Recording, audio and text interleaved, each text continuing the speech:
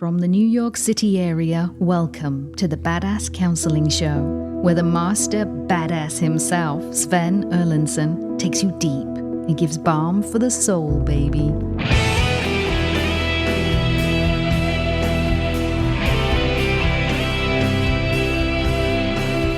What a groovy day. This is beautiful. It's so nice to have you here with the Badass Counseling Show. I am Sven, your host. Today's show is for people in transit. Are you in an airport? Are you out riding trail?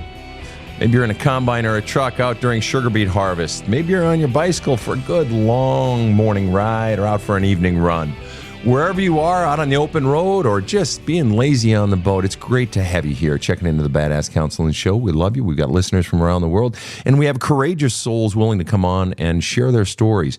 We often get the message from people, doubters, who say, "Oh, you make that up. You have people come on the show."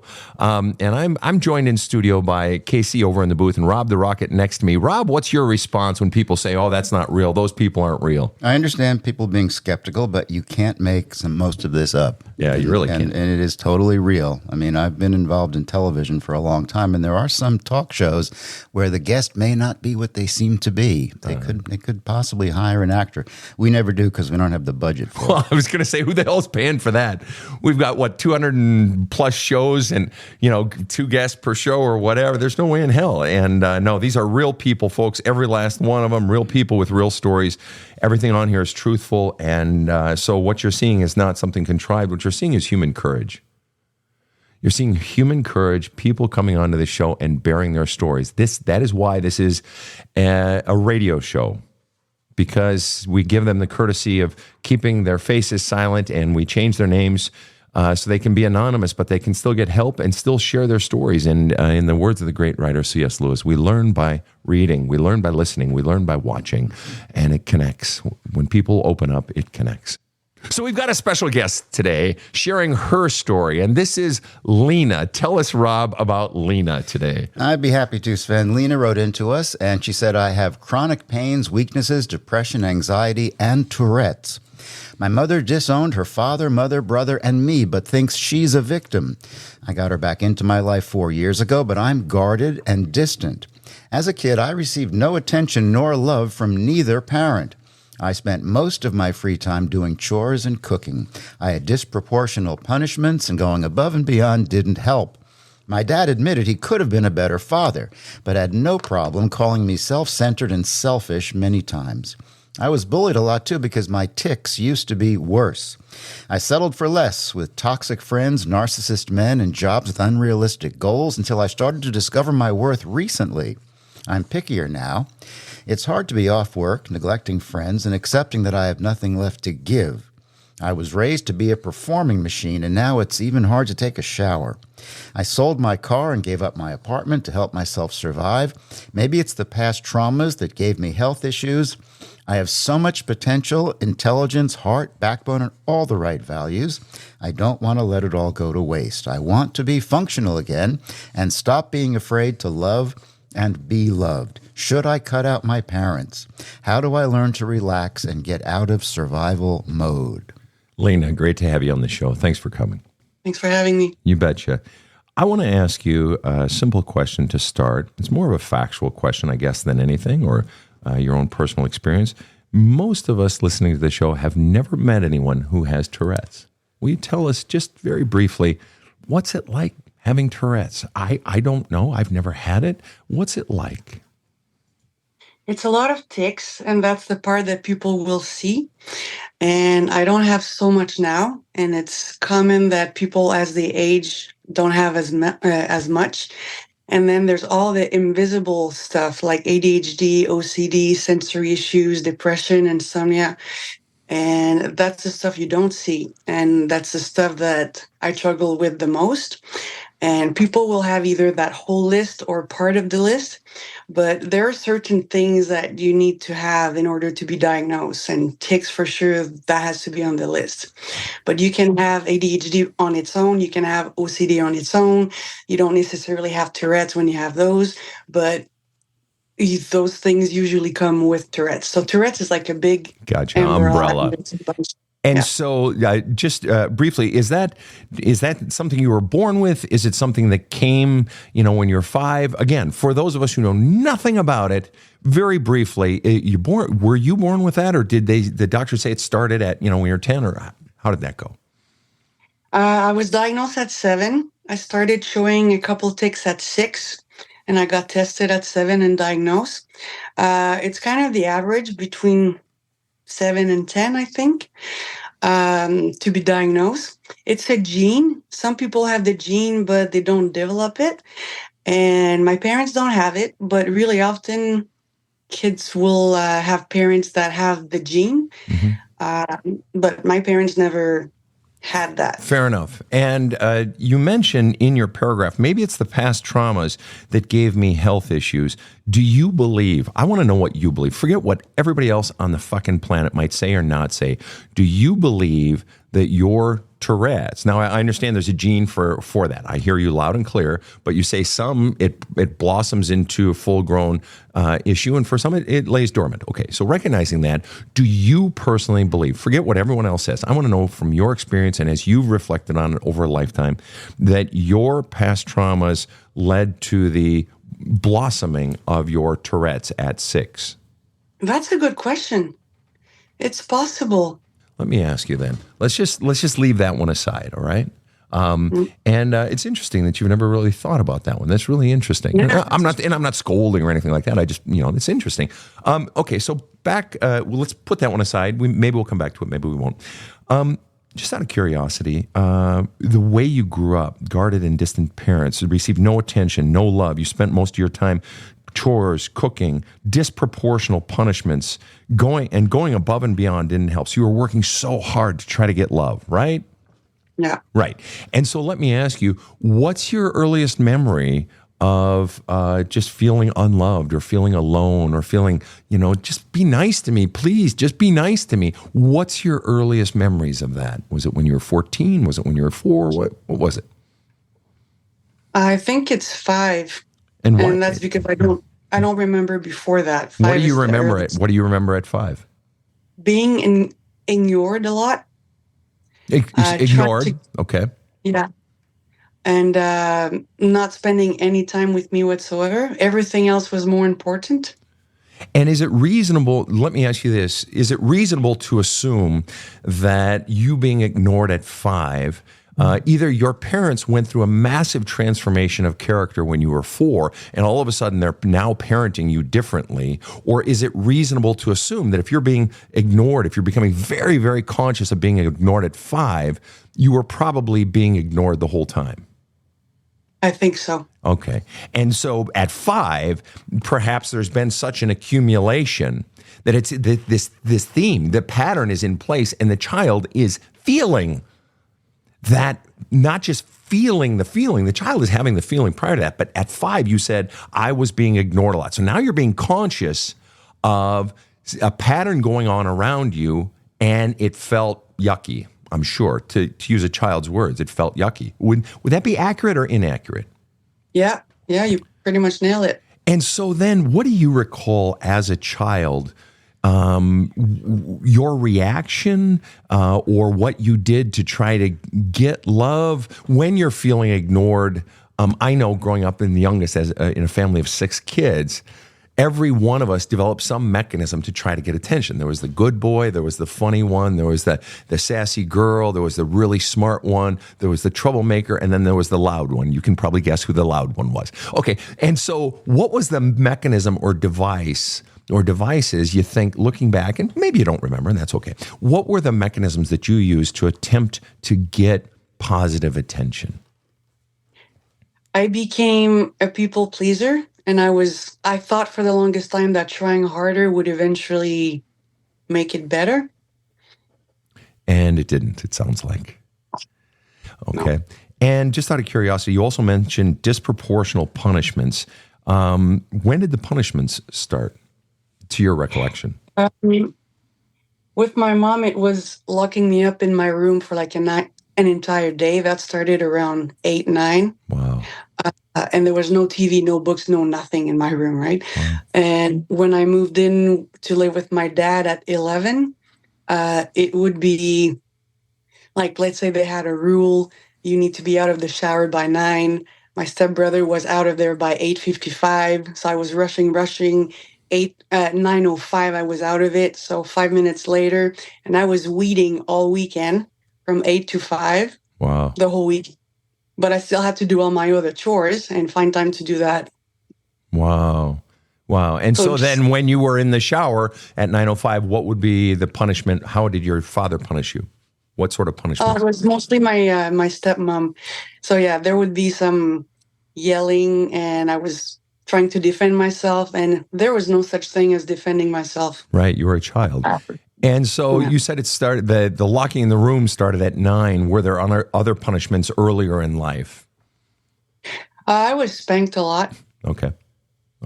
And taking stuff away, but that's kind of it's normal. But in my case, I don't think it was normal because it was not deserved. Very good. Right. That makes sense based on what you're saying. That makes total sense.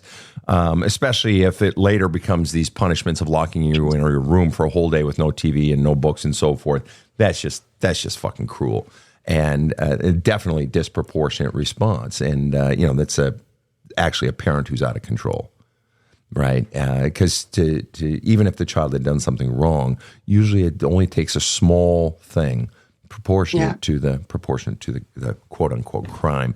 Okay, so it's fascinating. You're growing up in this, and you said by 5 you're recognizing that you're being ignored a lot, and by 6 years old you're diagnosed with Tourette's. It's a good connection you're making. Well, it makes sense. Of course, that child. Think of the pressure. And the fear, the fear that you were living in, and not just of the punishments, but the child is getting no positive, no love poured into her precious little life. I have no doubt you are a sweet, wonderful, charming, playful, rambunctious, cranky, normal kid, and just wanting to be loved. And you said, I wasn't shown love, no attention from either parent. You weren't told that you were loved and so forth. It's just there was nothing there. And there was all the punishments. Of course you lived in fear and lived in loneliness. And I have to believe, am I totally off base on this, or is there some field of truth to it? You nail it. Then it makes sense that Tourette's blossomed then. Makes total sense. You had by the time the tics are appearing, and if at the time you're being diagnosed, the tics would have already been going on for some time.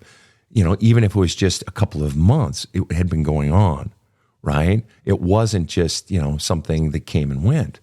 And so that implies that, all that pressure, 6 years of pressure by that point, 6 years of fear, 6 years of feeling unloved and alone had built up, and it's the soul is grieving at that point. You're in massive grief, and so it makes sense that the Tourette's came. If in fact that's it. I know nothing about medicine, and we're just playing with your theory that perhaps the trauma increased the health issues. I want to ask you one more odd question regarding Tourette's. Okay, go back to that. Then we're going to leave it. But my odd question, again, most of our listeners probably don't know anyone who has Tourette's, and definitely don't have it themselves for most of them. As it is, it's a less common situation, disease. Let me ask you, and again, this comes out of my ignorance, so if it's fucking stupid, say, Sven, that's the dumbest fucking thing anybody's ever asked me, and tell me to go fuck myself. I won't be offended, okay? But the question is this: what has been the blessing of Tourette's in your life? Resilience. Tell me. Because I got bullied a lot, and I think in a lot of ways, it made me a better person because I never wanted to treat anyone the way I was treated. Compassion. Yeah. Lots of compassion, empathy, just mental toughness. I'll bet. Things that will be big deals to others will be small deals for me. Sure. So let me ask you then, you came to my producers of the show asking fundamentally the question, I want to be functional again. I want to stop being afraid to love and be loved. Should I cut out my parents? How do I learn to relax and get out of survival mode? What is the biggest thing that is causing you to wonder whether or not you should cut out your parents? What is it? Should I implies that there's a pro argument and there's a con argument. You have both sides of it. What are the pros? What are the cons? Or even better than that, let's just say this. Why are you considering cutting out your parents? What the hell are you thinking? Because it might help with the anxiety. Maybe. I don't even know. But I'm thinking it might help with the anxiety because it wouldn't be on my mind so much. I wouldn't hope anymore if I just decided to cut them out. Hope. Interesting word choice. So you're hoping. You keep your parents in your life because you're hoping. And what are you hoping for, Lena? Having a relationship with them. Right. Having them give a shit. And let me ask you, Lena, how old are you, if you feel comfortable answering? 42. 42. All right. So you've had 42 years of a pattern, a recognizable, clear pattern in your parents, if I'm hearing you correctly, and you correct me if I'm wrong, of them not showing you love, them not wanting a relationship, them ignoring you. And so you're asking yourself, should I let them go? But I just have this hope. So you have a 42-year pattern of behavior that you have seen in your parents, and yet you still hope that maybe today is the day. Maybe this is the year. Maybe this is the conversation. Maybe if I just do this, or maybe if I do less of that or more of that, then they'll love me. Is that accurate? Yeah. Wow. It's a lot. But I also know that it might not happen. So I know them enough now that I kind of gave up, but not completely. And I want to give up completely, but how do you just give up? And you want to give up completely basically because why? You want to give up on them. You want to walk away from them basically because why? Boil it down to one sentence. I don't think they're going to change. Yeah. And after 42 years, that's a pretty reasonable statement. You are not being, just like crazy with that one. That's probably a good indicator. But you're wanting that relationship. Let me ask you this. And if you got that relationship, then what? What would that give you if you got that relationship with your parents? What would you get from it? Or how would that change your life? I think it would have helped me trust more because parents are the people on the planet that are supposed to love you no matter what. Mm-hmm. And I had a lot of people loving me, but just not them. And how would it help you trust more if you got love from your parents? What's the connection? It's like if you deserve to be loved, then you should be loved. And you shouldn't have to work hard to earn it. You shouldn't have to earn your parents' love. Right. And so if I got their love, then that would have the effect on me of being able to trust to trust others, to trust life, to trust that I'll be okay. Because why? Those are good questions. I'm not as dumb as I look. To which my father would kiddingly say, "Not that that's possible."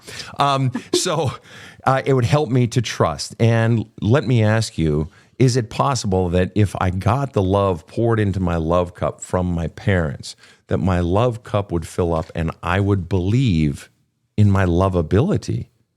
Because they're giving me love, I must be lovable. Is it possible that that little girl, Lena, basically, quite logically, said, well, if they're not loving me, there must be something wrong with me. I must be unlovable. Would that be a reasonable conclusion for a child to make? That's what I thought until recently. And you say recently, and you mentioned that in your paragraph. Why recently? Why not 14 years ago? Why not 7 years from now? Why recently? I think because the last relationship I was in, it was such a big narcissist that it kind of woke me up. I started my healing journey during that relationship. What woke you up? What specifically woke you up? He or she was such a dickhead, and it woke me up. What specifically woke you up? In one sentence or less? I deserved more. Okay. I deserve more. Let me ask you this. Did you have the experience of this person being this asshole to me? Any crime I committed this punishment far outweighs any crime I've committed. I don't deserve this. There's nothing it is so illogical that I'm being treated this way. Was there a bit of that in there? Oh, yeah. I see. So so the pain got so bad that you sort of had an inflection point. The pain got so bad, it's like, wait a minute, there's no possible way. It just doesn't make sense. Yeah. It's funny you bring that up, Lena, because I was coming out of one of my marriages and being treated very, very poorly. And this person was not being nice to my children either. And I realized after about 2 years, any crime that I committed, I'm not claiming I was ever a saint, did things wrong. I no doubt about that. But any crime I ever committed has been far outstripped by this punishment. The punishment it's a $5,000 punishment for at most a $50 crime. This isn't accurate. And then I realized, wow, I'm attached to someone who's just fucking trying to take advantage of me, trying to hurt me. I literally don't deserve this, because I'll own my shit. If I've done shit wrong, I will fucking own it. And it sounds like you had a similar experience. So you had a real wake-up moment because it had gotten so bad. Safe to say? Yeah. Interesting. The question that got my healing journey started was, why do I allow people to treat me like that? And that's when I made the connection with my childhood. My parents were treating me like that. And you're usually looking with what's familiar because you can predict it better. So I realized that my parents were narcissists, and that's probably why I ended up with a few narcissists back to back. That's a bingo. We're going to put a pause on this, and we're going to come right back, Lena. Much more right after this short break. Okay. Well, you've heard the podcast. You've listened to other people's issues. Maybe you've studied hundreds of Sven's TikTok videos. Time to stop lurking, face your fears, and focus directly on the one person in your life who can benefit the most from Sven's experience and insight. Now, that would be you. Just go to badasscounseling.com and order Sven's book, There's a Hole in My Love Cup. Or check out his many video courses. Sven found a way to help himself out of a 12 years depression. It worked for him, and it can work for you too. Check out badasscounseling.com today. This show provides soul counseling intended to entertain and inform, and is not medical advice.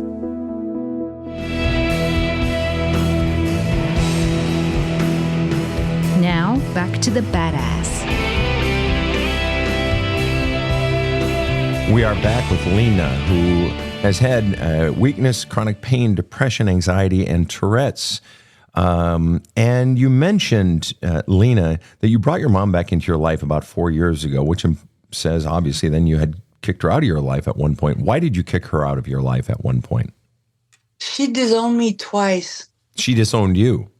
And Yeah. I got to ask, what was her reasoning for disowning you? I'll never know. Oh, so she never said. She just cut you off. Yeah, no explanation. And I tried in so many ways to reach out. Oh my God, the stuff I did to try to get her back in my life. And there's one day I gave up completely trying. Christmas morning, I tried to call her. I was in tears. I was in the area for 2 weeks and I wanted to get together. She hung up on me while I was crying, telling me that she had better things to do. She had to clean the house because she was hosting that night. And she just hung up on me while I'm trying to tell her that I love her, I miss her, and I want to see her. Wow. So at that point, I kind of switched for the few years after that. Yeah. I started to hate her. Yeah. You started to hate her. How did it feel to hate her during those years? How did that feel? Be honest. It was just as bad as missing her. Because? It did not feel good because I don't want to hate my mom. Well, wait a minute.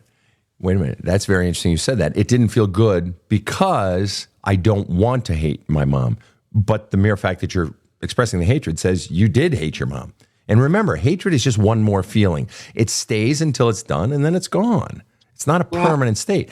But I don't want to hate my mom. So you were experiencing this sort of grinding inside between what you were feeling and, gee, I don't want that. I want to love mom so that mom will love me, and then I can get my love needs met. Okay? But I don't want to. So it's almost like you were denying your feelings of anger and hatred and hurt and all the pain that was behind the hatred. You were stuffing it down. I don't want to. I just want the love. I just want the love. So it's like you were fighting against yourself. The gears in the engine were grinding against each other. Safe to say? Yeah. Okay. And so where you're at now is you're wanting a relationship with mom and dad. Because you believe it will help you trust. And we sort of figured that, if you got the love from them, then finally you could believe you are lovable. Right? And then you could walk into relationships more confident or just feel good about yourself. And if you got the relationship, would you believe that you are lovable? Would it go a long way in that direction? I think I've done enough healing to know that I am lovable and I don't need my parents' love to be lovable, but somehow I'm still stuck in fight or flight mode. So I can reason with myself and understand that I'm lovable and worthy, but it feels like it's probably part of the puzzle. If you could trust, you said, I want the relationship because that would help me trust. And if you could trust, then what? I think I wouldn't live in fear anymore. And if you didn't live in fear anymore, then what? I think I would try more. Try more what? What do you mean try more? Like a career, like different career I'd like to try, and if you tried more, like careers and adventures and maybe relationships and so forth, if you tried more, then what? I might be more confident. And if you were more confident, then what? What would your experience of life be outside of you, or what would it feel like inside of you? If you didn't live in fear, if you were more confident, if you tried more, what would that feel like inside, or how would that change things outside of you? On the inside, I always feel like a cat on a window screen. So it feels like I would kind of calm down my mind a bit and not have such a busy brain. I feel like I wouldn't be so overwhelmed worrying so much, because I spend so much time worrying, and I know it's not good for me, but it's been really hard to learn to not worry so much and overthink stuff. And let me ask you then, generally overthinking and worry are driven by fear. The fear, and so what we're doing is we're thinking about things that from the past, and we're trying to solve them, figure them out so that we can solve them in the present and change things in the present. Or we're thinking about possible scenarios, what might happen, and we game it out to the logical or illogical conclusion to see how much pain is there, and then we avoid that. So overthinking and the perseverating mind is ultimately trying to diminish the fear, diminish the pain, make the pain go away. And so what you're saying is, if I got the relationship, that would help me trust. Then I wouldn't live in fear so much. Then I could try more in my career and be more confident. And then my brain could calm down. And if your brain calmed down, then what? How does that change things around you, or what changes inside of you? What would that feel like to have a calm mind? it would feel like it would be better than winning the jackpot. I think it's my biggest dream. I think it's my biggest goal. Give me a feeling word. Give me a feeling word for that feeling of that's better than winning the jackpot. If your brain calmed down, give me a feeling word. Peace. Peace. So if I'm hearing you correctly, Lena, if I'm hearing you correctly, I continue to have, I'm considering cutting out my parents so that I can finally, it would help with my anxiety, you said, because I wouldn't have hope anymore. I would let go of the hope.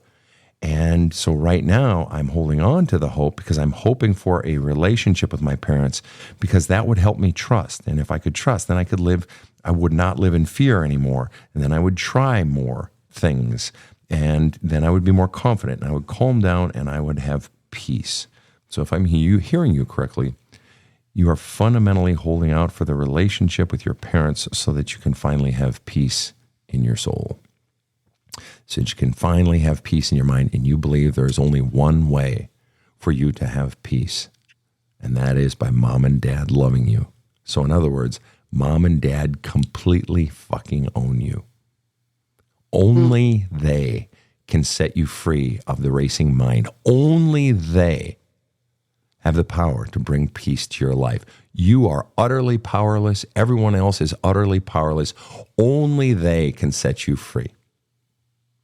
is fundamentally what you're saying. And the truth is, when we are children, our parents are God. They just are. They are omnipotent. They have all the power when we are children, which isn't just, they have the power to shut off the electricity or turn down the furnace so it's, the house is a little cooler at night. No, they have the power to control your belief system, which your parents did. And they caused you to believe that you are unlovable, that you don't matter, that you're a piece of shit, a loser, and no good, undeserving of love, whatever it was, all of that. They taught you that, and you believe that only they who punctured created the hole in the bottom of your love cup, that they who punctured you and bled you of any feeling of feeling good and loving about yourself, that only they can give it back. You are in a jail cell. You've maybe heard me say it before. You are in a jail cell, and you believe only one person has a key. Two people, mom and dad. And until they can't come and unlock you, you are stuck in that cell when in fact, in truth, the key has been in your pocket the whole time. How does it feel to know that your parents fucking own you and that you can't even cross the starting line of life until they give you what you have been trying to get for 42 years and you have tried everything possible? How does it feel to know that fundamentally, as we say in sports, they own you? Shitty. Right. Right.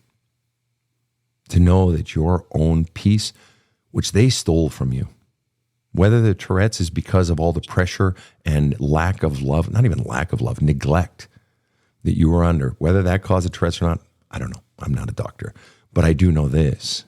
You put any child in that situation, and that is fucked up. Fuck them. Fuck them. I fucking hate them. If you don't want to hate them, fine. I do. Who the fuck does that to a child? Who the fuck does that to a child? You were brilliant as a child, Lena. You were sassy and smart, creative. You had to, I have to believe you developed an immense creativity. Being in your home or in your room alone with no TV and no books, the child's brain becomes creative. And you must have an incredible imagination, a wonderful imagination. But how fucked up? Fuck them. I mean, if you want to keep them in your life, I support you 100%. It's your life. You got to do what you got to do, okay? But after 42 years, what you have, what it seems to me you are confronting ultimately, is the single most terrifying day and sad day, yet also the single most liberating day of your life. Sad because you realize you're never going to get the love from them that you've wanted and strived for your entire life. And terrifying because, well, then what? But also liberating because now I can finally stop the gymnastics, the bending and contorting and doing everything and bending this way and bending over backwards and bowing and all this to try to win their love. Finally, I can have my life back. Let me ask you, what's the scariest part about this idea of cutting your parents out of your life? What is the scariest part about finally choosing to reduce my own anxiety? Because their mere presence in my life creates anxiety. You said it yourself. I'm considering cutting them out because I think it would help with my anxiety. Yeah, it would. Because your anxiety is driven by, are they going to give me love? Are they going to give me love? What do I got to do? What do I got to do? What do I got to do? That's been the question of your life. If I can just solve them, if I can just crack the code, then I can get my needs met. And it is a puzzle that you've been trying to put together your whole life, 42 years, and fucking half the pieces are missing because they took them and they threw them down the garbage disposal. Fuck you. You're not going to solve this puzzle, they said. Their actions said that. And so, just out of curiosity, if your mom and dad happen to be, and I know they're not together anymore, but if they happen to be in the streets of your fair city and a reporter comes up, sticks a microphone in their mouth, and they have the camera behind her, and the reporter, she says to your mom, ma'am, should a person be judged by their words or by their actions? What would your mom say? She would say actions. Right. Okay. What about your dad, sir? Actions or words? How should we judge Actions. a man? Okay. Well, then let's judge your parents by their actions. Your parents are fucking dicks. If they want us to judge them by their actions, hell, I'll judge them by their words and their actions. So I'm not seeing anything redeeming in either. Your mother says, I don't have time to listen to your shit on fucking Christmas, and you're reaching out trying to get love. Who says that? Who says that? Your mom locks you in a room for an entire day as a 8-10-year-old? What the fuck is that? You don't give love to your child. When the child is young, and you spend most of your time cooking and doing chores, weeding for an entire day, 8 to 5. Who does that? That isn't about teaching a child responsibility. That's about being fucking brutal. So great, let's judge them by their actions. Let's fucking do that. Let's do that. I'm happy to judge them by their actions because they can go fuck themselves. And it breaks my heart that such a wonderful girl and now a wonderful woman is trapped by people who are just fucking assholes who had no business being parents. No business being parents. So let me ask you then, what is your biggest fear in cutting off your parents? What does it boil down to? And I want you to put it in one sentence. Be as crystal clear as you possibly can. What is the fear if I cut off my parents? Guilt. Guilt. Wow. You didn't say fear that, gee, can I do it on my own? You've been doing it on your own plenty. Okay, so it ain't fear of being on my own. It ain't fear of feeling those lonely feelings again. It's guilt. And I have to ask, you didn't even need a sentence. You're just like, fuck that. I got one word for you, Sven. All right. What sum up that guilt for us? Guilt about what? Above all else, one sentence. Guilt because what? Or guilt over what? Because I give up hoping. And I stop feeding their egos, and I choose me over what they want. And that feels guilty because what? Why does that make you feel guilty or shameful? Why is that bad? If I steal a candy bar and, I'm driving away eating my great candy bar, and then I feel like, because I did something I shouldn't have done. I broke the law. So you feeling guilty about cutting out your parents implies that you feel bad for, like, you shouldn't have done it. Because I was trained to not. Who trained you? Who trained you to not do that sort of thing? To not, whatever the end of that sentence was. Who trained you that way? I was trained to not, basically not do that sort of thing. Who trained you that way? My parents. How about that? It's like they put in an override switch on a nuclear reactor. And if those fucking nuclear blah, blah, blah levels start getting too high, that switch gets flipped and boo, we bring the levels back down because you're not allowed to. So they somehow magically installed a fucking system that you can't even stand up for yourself, even if it's justified, which if you're 6 years old and you're not getting your fucking love needs met, you are more than justified. Fuck, I wish you would have walked away then. I mean, we found some fucking hitchhike and found some really nice people on the street who wanted to adopt a wonderful little girl. Would have saved you 36 fucking years of misery. I'm teasing. But the point is, they put that in there. How convenient for them. Is it, let me ask you this, Lena. If I brought the son, the 8-year-old son, of a friend of mine in, or somebody, not even a friend, just an 8-year-old orphan child in, and this child talked about, what was done to him, and you're like, wow, that actually kind of sounds like what the hell I went through, and your heart is just bleeding for this kid, this sweet little boy, scruffy little muffin top kid, and sweet boy. Let me ask you, and he says, but I should love my parents, and I shouldn't say mean things, and I'm bad for saying any of this about my parents. What would you say to this little boy? Let's say his name is Andrew. What would you say to Andrew? Don't. Why? They don't deserve your love and your respect. But they're my parents. I'm supposed to love them. I see where you're going with that. Well, good job. It took a while, but you got there. Good. Good. That's all right. I'm kidding you. So let me ask you, why are the rules different for Andrew than they are for Lena? How come his parents deserve your scorn? How come you give him permission, but somehow you're different? I think I've been so used to focusing on others and thinking about others that I never got taught to think about my own. That's right. It's always easier to notice what's outside of you. Mm-hmm. And especially absolutely then to consider what's inside of you, but especially if you got scolded or ridiculed or punished for standing up for yourself. There, you said there was no defending myself.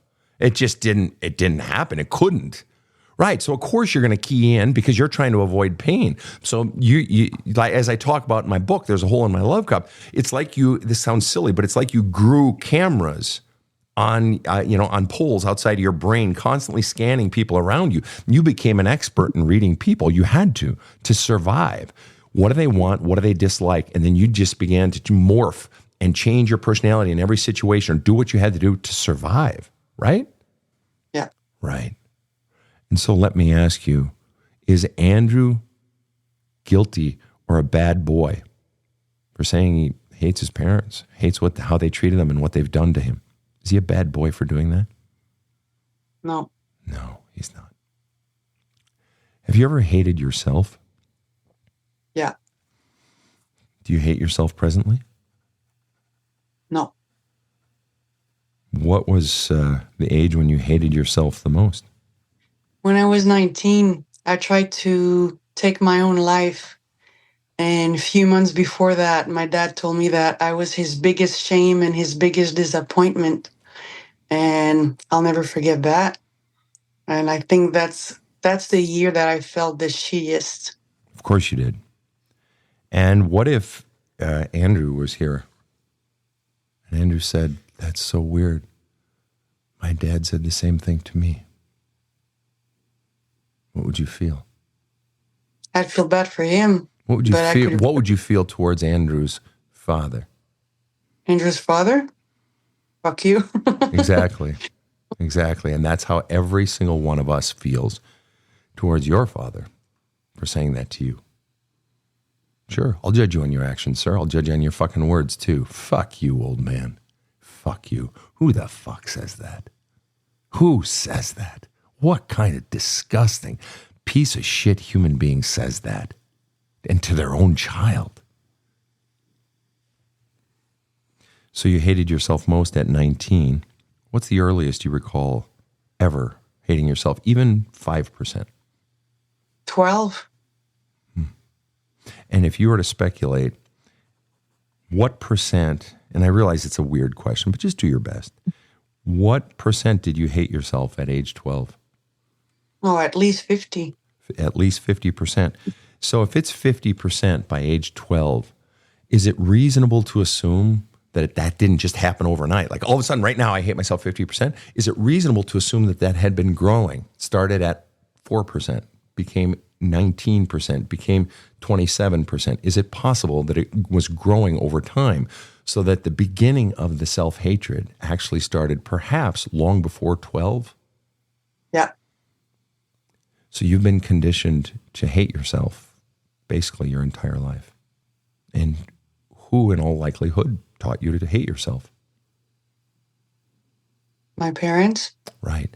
So isn't it fascinating that you've been quite comfortable your entire life hating yourself, but you feel bad hating the people that taught you to hate yourself? Good point. What are you feeling right now? I'm starting to unblock. And what does that feel like? I love that word, but what does unblock feel like? Reassuring and encouraging. Reassuring and encouraging. What do you want to say? Because you're presenting everything through a different perspective that I didn't think about before. Right. I connected a lot of dots on my own, but the way you're connecting dots and help me understand, it kind of gives me hope that I'm not going to be stuck forever. Oh, you won't. Yeah. No, you won't be stuck long. Say that again. You gave me a piece of the puzzle that I was missing. Right. Because I've been overthinking and analyzing and going back in the past, trying to heal. And I've been spending so much time trying to heal and understand how to unstuck myself, because I understand a lot already, but how the fuck do I unstuck myself after being in fight or flight for so long? Yeah. But it's the way you explain it that kind of helped me understand it better. The fundamental premise operating in you prior to today, your entire life for 40 years, 42 years, the fundamental premise operating in your life has been mom and dad are good. Mom and dad love me. That is the child's innate belief. Now, it's been taken some dents and some dings and some doubts over the years. But the fundamental premise when we are itty-bitty children at 2 and 4 and 6 is that mom and dad love me. Mom and dad are good. Therefore, if they love me and they are good, if I'm not getting that love, something must be wrong with me. I'm not doing enough. I'm not good enough. I'm the problem. So what you've been focusing on is, if I can just do this, I can do more. I can change this about me. What's wrong with me? What's wrong with me? What do I need to do? What do I need to do?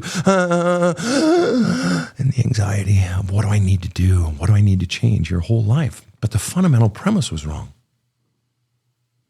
And this is going to hurt when I say this. They didn't love you. They never did. I know that now. Furthermore, they are not good. There's nothing good about what they did. There's nothing good about how they treated you. There's nothing good. There's nothing loving. So the fundamental premise that mom and dad love me and mom and dad are good was flawed from the beginning. But you didn't know, you were a fucking kid. But that message got pressed into the wet cement of your soul because a child naturally believes it. Those are my parents. Wow, they're the best. No, they were the worst. And the implication then that my mom and dad don't love me and they are not good. Because remember, folks, it's not words. It's not, oh, you put a roof over my head. Fuck you. You did all this other shit and you're going to tell me you fucking love me? Fuck you. It's not fucking love. So what that means then, if they didn't love me and if they aren't good, it means you've been alone the whole time. So you've been fighting, you've been engaging in the Sisyphean task, Sisyphus, who pushes that big boulder up the hill only to have it roll back down, spends eternity pushing the boulder up the hill just to have it roll back down.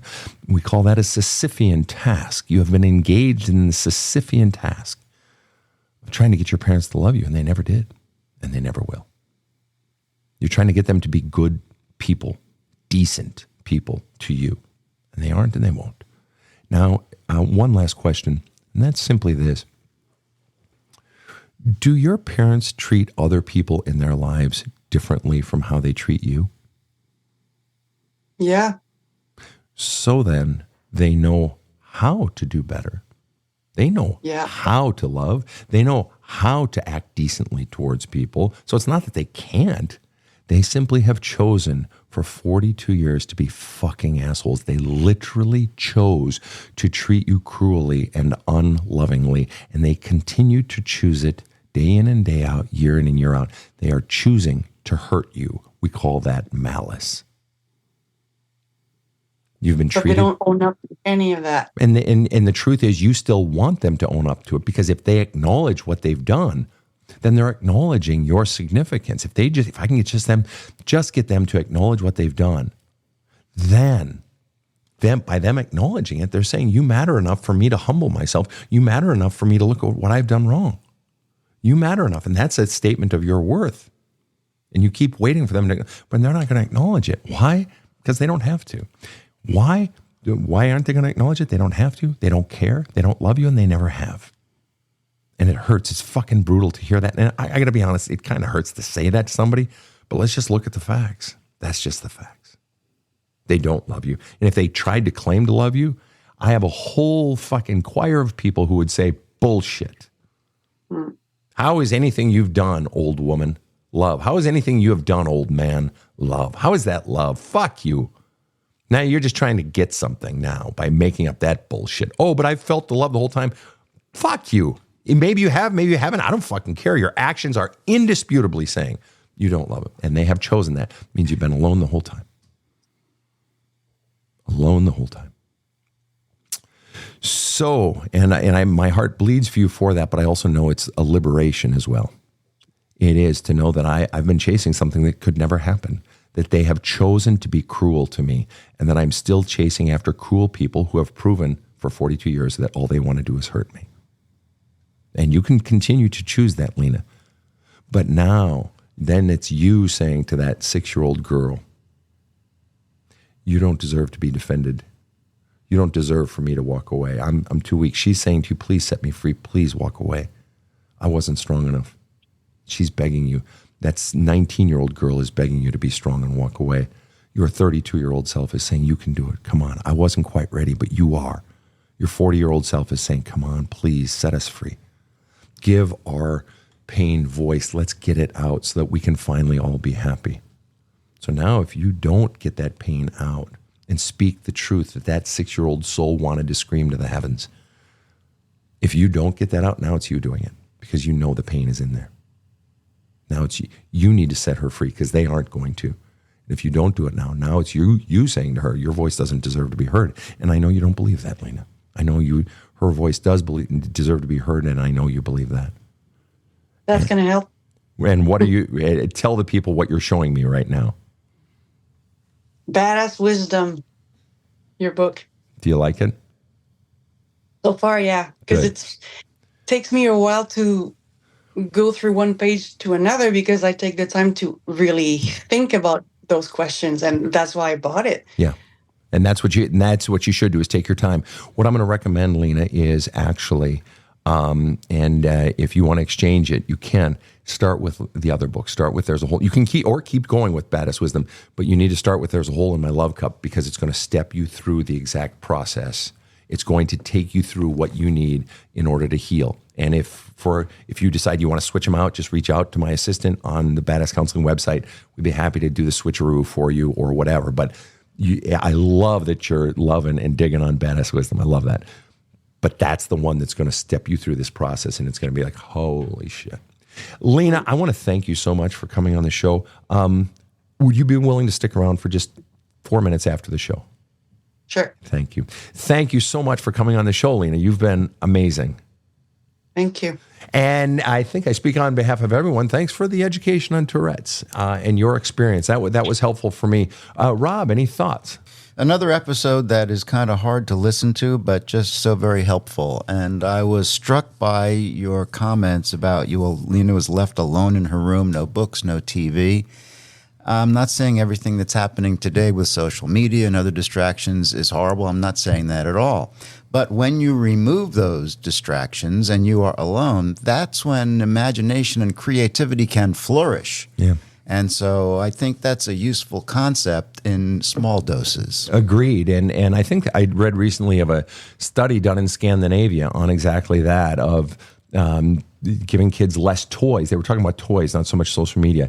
Giving them less toys enhances creativity and so forth. So I am with you on that one, Rob. I'm a big believer in boredom as a tool for creativity. I mean that very sincerely.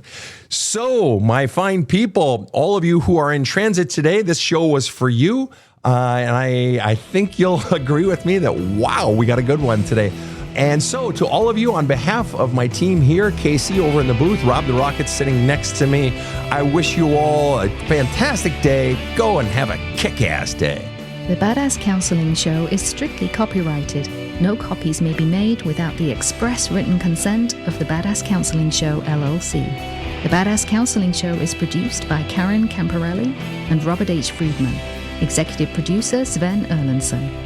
Original music by two-time Emmy Award-winning composer Trevor Morris. Have a kick-ass day.